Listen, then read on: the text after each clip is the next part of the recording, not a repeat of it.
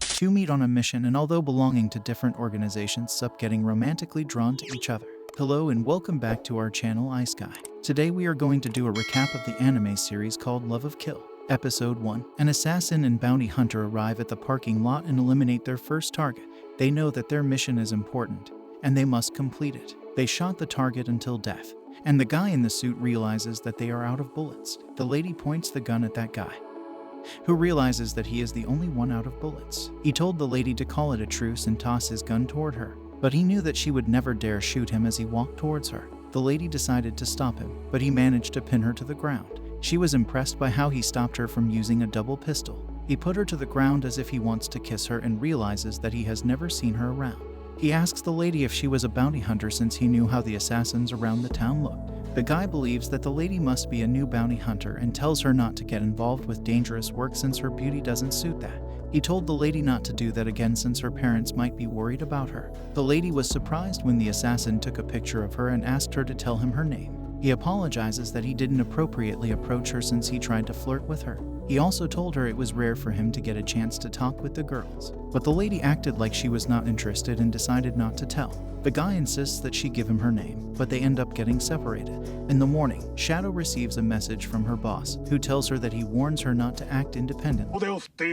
政治や警察までもいらっしゃい。お仕事ご苦労さん。 The boss knew things would get messed up since Shadow went on a mission alone and met with the assassin last night. Shadow is that girl who met with the guy in a suit who wanted to know her. The boss told Shadow to meet with him, and Shadow told the boss that her phone's battery was about to die. Ratzlin support company representative Euripides Ritzlin can't believe that she hung on him at the office. Jim told Ritzlin that he had spoiled Shadow and Ritzlin wondered what he should have done. Jim told him to know how to handle women. Ritz realizes that Jim knows to burn someone. He reminds Jim that Shadow Dankworth is the daughter of his father's benefactor. Shadow is Ritzlin's support company staff. Jim wonders how Shadow has become a bounty hunter. Ritz realizes that he never asks Shadow about that. Jim noticed that Shadow had done a great job this month. He is impressed that Shadow has secured 2 targets single-handedly. Jim thinks that they might be a guy helping Shadow behind the scenes. The news reporters reveal the mafia that places huge bounties on parties they want to punish. Companies are also making a profit from that.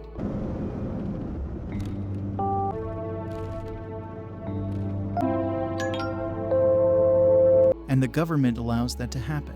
Shadow has found the next target, and she is trying to locate that guy. She even went to the park, but she saw 2 punks trading punches. Shadow begins to receive messages from that guy and realizes that the guy took her number last night. Episode 2, Song comes to see Shadow off at the station. While he is going back, meanwhile someone is watching Song, and eventually Song feels like someone is stalking him. He turns back and looks around, but the man had already left by then. On the other hand, Shadow's boss is panicking as he saw Shadow and Ryung-ha's date, but he wasn't sure it was the couple because he saw them from a distance. Meanwhile, Ryung-ha is talking on the phone with Shadow as he is attempting an assassination. He tells Shadow that as she held up her end of the bargain, Song points her in the direction of the bounty.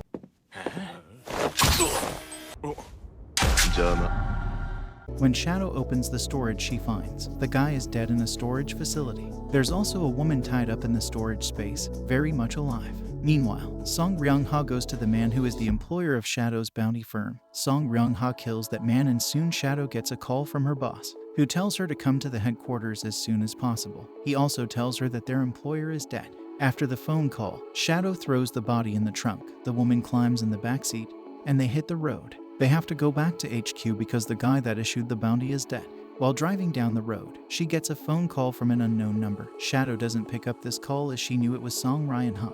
Meanwhile, a man on a motorcycle is looking at Shadow's car. He is the same man who was stalking Song Ryung-ha at the station.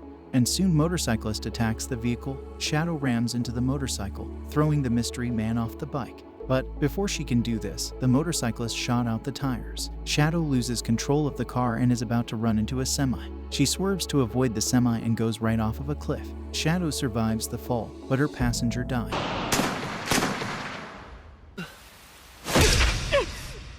When Shadow escapes from the car, the mysterious driver is waiting for her. He's looking for Ryung-ha. The mystery man tells Shadow to tell Ryung-ha that he'd have to pay for his betrayal. Ryung-ha finds Shadow close to the accident. She is unconscious and has a fever. He takes her to a hotel to recover. When she comes to, Shadow describes the guy and we see a flashback to what appears to be Ryung Ha's past. Episode 3. In this episode, Shadow awakens in a hotel room, where Song admits to her that her current situation was indirectly caused by mistakes he made, as she has a fever, so before Shadow passes out again, she tells him about the spiderweb tattoo. Song thinks for a while, and although he cannot be sure, he suspects that he has met spiderweb somewhere before. Soon, Shadow wakes up and a very depressed Shadow takes a shower, but her mood quickly changes after the shower and now she is furious. When she finds out that Song manages to take her clothes to be cleaned, including her undergarment, she panics. 詳しくは戻ってからお話しします。外泊 But before she leaves, she passes on Spiderweb's message to Song. Song now remembers that 5 years previously, when Spiderweb was called Hu, they both worked for the same organization. And how Hu was furious and jealous of Song when he found out that Song was going to be promoted first, even though he had worked there longer. Meanwhile, Shadow returns to the office, where Euripides is upset about her absence, and also because of the destruction of her car. When Shadow leaves and goes back to her home, Shadow finds Song standing outside her home, and she unwillingly lets him in so the neighbors don't get suspicious. In Shadow's home, Song notices a picture that interests him of Shadow with her parents. Shadow reveals to Song that Euripides knows about him, but Song isn't worried, since if it is revealed that Shadow and the company benefited from Song capturing bounties for them, their reputation would be ruined. And because of this, their only choices are to kill him or work with him secretly. また連絡ちょうだいね。安易に他人を部屋にあげちゃダメだよ Shadow is confused about why Song is risking his life, but he points out she's doing the same by associating with him and having not once properly rejected him. Just then, Shadow's mother calls and reminds Shadow about the anniversary of her father's death.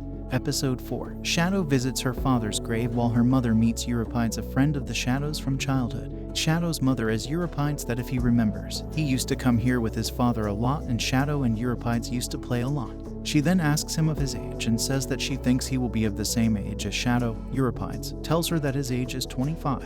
He then says that he came here today because he wants to ask some questions regarding Shadow's past, and Shadow's mother decides to tell him the truth. On the other hand, when Shadow is going back, the sister comes there and stops her. Sister tells Shadow something and Shadow goes towards the church. When Shadow arrives at the cemetery's church, she finds Song sitting there, but she declines to spend time with him. Meanwhile,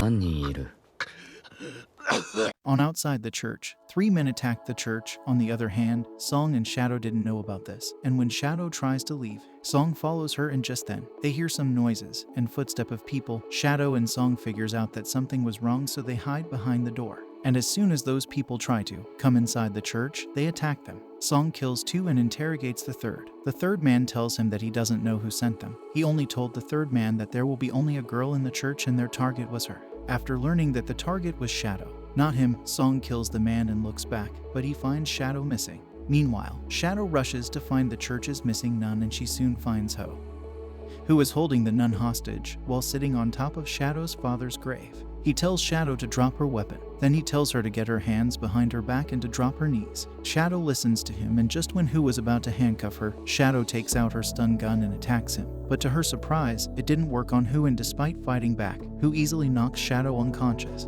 Meanwhile, Song was trying to find Shadow, but after not finding her for some time, Song calls Shadow's number, but instead of Shadow, Hu picks up the call. Song asks what he wants. On the other hand, Shadow's mother reveals how she and her husband adopted Shadow at a young age, as her husband had been the police officer in charge of the case when the Shadow was discovered with the dead body. She further says that the dead body's passport identified him as Song Ryung-ha. And as for Shadow, she claimed her surname was Noble, but no record of Shadow Noble existed anywhere. When the case went cold, Shadow was adopted by the police officer in charge and became Shadow Dankworth. Meanwhile, Song comes to a rundown building and meets Hu, and they fight each other. Song easily overpowers him and shoots a bullet near his shoulder, but the car where he was hiding Shadow in explodes. And that's all for today, guys. If you liked the recap and want more summaries like this, consider subscribing to our channel.